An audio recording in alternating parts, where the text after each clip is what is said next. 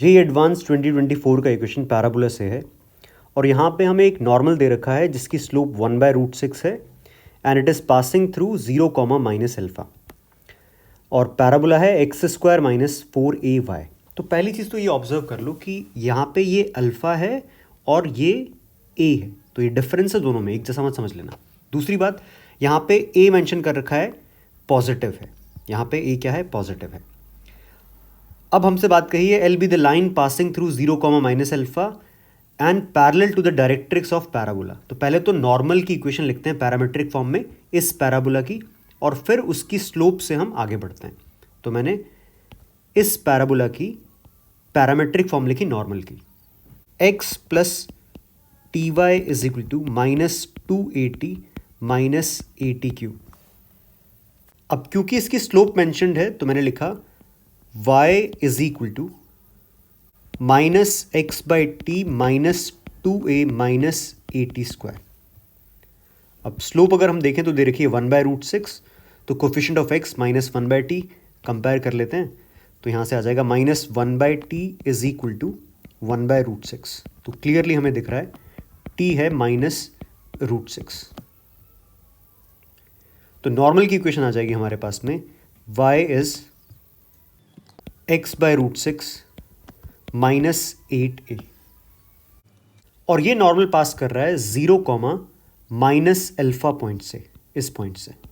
तो इसमें अगर मैं पुट करता हूँ तो यहाँ से माइनस अल्फा आ जाएगा -8a, अल्फा आ गया 8a।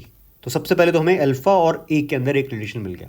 अब इन्होंने एक लाइन L मेंशन कर रही है जो 0, माइनस अल्फा से पास कर रही है और पैरेलल है डायरेक्ट्रिक्स के, जो कि मतलब पैराबोला की डायरेक्ट्रिक्स के पैरेलल है। तो ये जो पैराबोला है x² is equal to -4ay, इसकी डायरेक्ट्रिक्स के पैरेलल है, तो L लाइन की इक्वेशन में यहां पे लिख रहा हूं, ये आ जाएगी y is equal to minus alpha, क्योंकि डायरेक्ट्रिक्स के पैरेलल है। अब उसके बाद में suppose that L intersects the parabola at 2 points a and b। तो अगर मैं पैराबोला एक बार बना लूं यहां पे, डाउनवर्ड पैराबोला इस तरह से, और ये जो L लाइन है वो इसको A और B 2 पॉइंट्स पर इंटरसेक्ट कर रही है, A एंड B। तो अगर हम AB पॉइंट फाइंड करना चाहें तो y is equal to minus alpha parabola की इक्वेशन में पुट कर देते हैं, ये आ जाएगा x² is equal to 4a alpha. Alpha कितना है, 8 है, तो x² आ जाएगा यहाँ से 32, a² x आ जाएगा प्लस माइनस 4√2a। तो हमें a और b दोनों के कोऑर्डिनेट्स दिख रहे हैं। a के कोऑर्डिनेट लिख देते हैं यहाँ से -4√2a,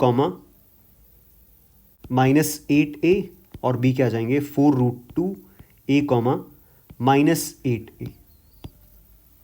अब उसके बाद में r डिनोट कर रहा है length of the latus rectum. तो लेटस रेक्टम की लेंथ तो क्लियरली दिख रही है 4a है, तो r यहाँ पे कितना है 4a।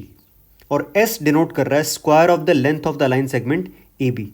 S है AB का होल स्क्वायर और AB लेंथ अगर हम यहां से देखें, ये लेंथ AB ये कितना है 8√2a, तो S है उसका स्क्वायर 8√2a का स्क्वायर, ये बन जाएगा 128a स्क्वायर। और हमसे ये R और S का रेशो दे रखा है, R/S दिया हुआ है 1/16। तो यहाँ से हमारे पास में आ जाएगा 4a/128a² इज 1/16। 32 पर यहाँ से हमारे पास में a आ जाएगा 1/2। और क्वेश्चन में हमसे पूछा है 24a की वैल्यू, तो ये आ जाएगा 12। तो फिर से सीधा क्वेश्चन है, तो ये तो एक मस्ट सॉल्व कैटेगरी का क्वेश्चन होगा, मतलब एग्जाम में इस तरह के क्वेश्चन आपको सॉल्व करने ही चाहिए, ये किसी भी हाल में तुम्हें नहीं छोड़ना चाहिए।